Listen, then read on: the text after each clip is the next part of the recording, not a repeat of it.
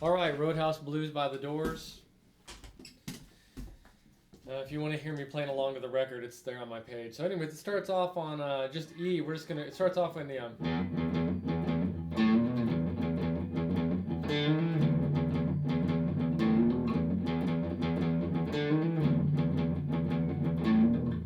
so we're just gonna be hitting that bottom E, and then open A string, and then 1, 2 on the fret of A. Right? We're ending on that note that's part of the E chord there, right?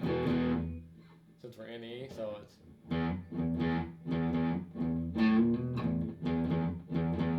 And then do the same thing on the D string. Open D string, 1, 1st fret, 2nd fret. Ending on those 2 notes.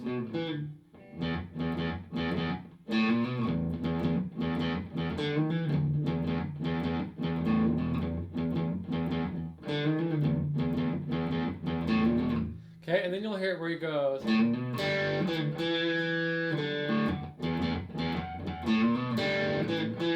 So we're just grooving on that E, and we're doing the same thing as before. Open A string, 1, 2, and then I just played the open G and D strings, and then kind of hammer on that E note there on the 2nd fret of the D string.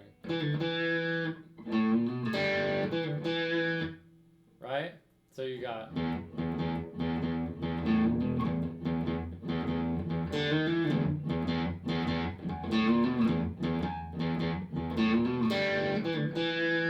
Right? And then there's that part where he kind of plays along with the vocal.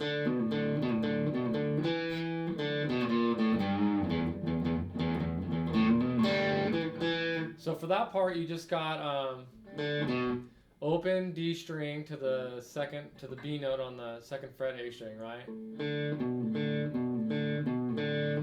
And then 2nd fret D string.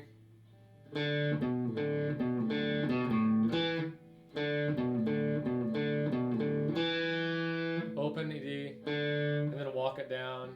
2, 1, open on the A string, and then hit that bottom E string on the 3rd fret and kind of bend it back to the open. Right, it's just a lick in E, right?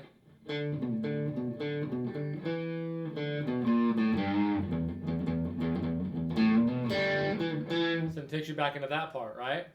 So if you put those parts together, you kind of got the beginning part of the song right there.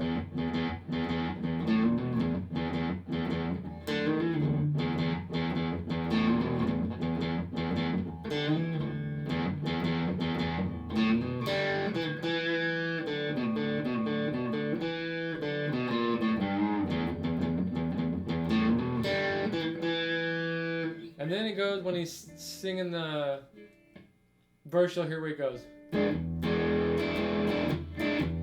So just play an E7. If you're unfamiliar with that, one of the positions for E7, you can just play your ring fingers on the 9th fret of the A string, your middle fingers on the 6th fret of the D, your pinkies on the 9th fret of the G, and then your index fingers on the 5th fret of the B, and you have the open bottom and top E's. So as he's singing, you know, because it's in E.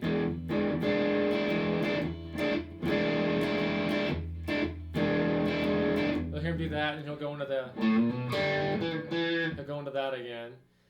And then it goes into the part where he goes to the 4, goes to A, right? And it's just your boogie woogie.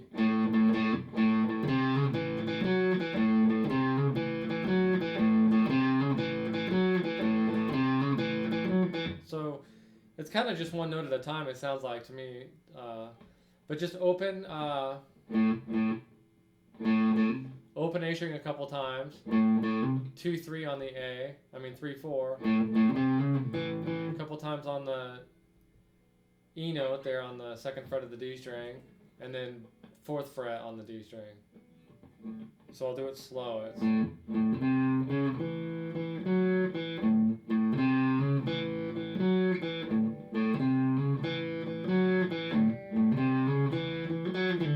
And then he'll go. So we're just going from B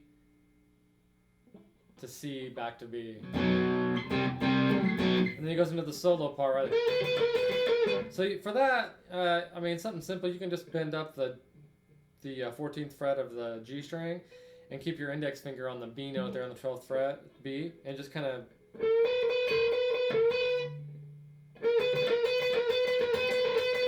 Then he'll kind of switch and do the same thing on the top. So you're bending at the 15th this time on the B string, and then your index is on the 12th fret.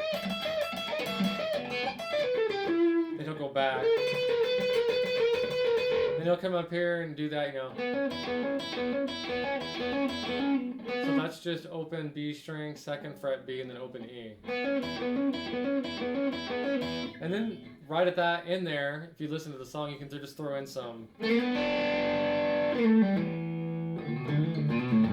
your own lick in E, a couple licks in E, and then just kind of go back to a groove. This time though, when I groove it, after that I kind of play different. I kind of go. So just bounce on the bottom E, and then I just kind of hit the open D, and then 2nd fret D, and back to E. You just kind of have to listen to it and kind of come up with your own. That's just the way I play it. I just say.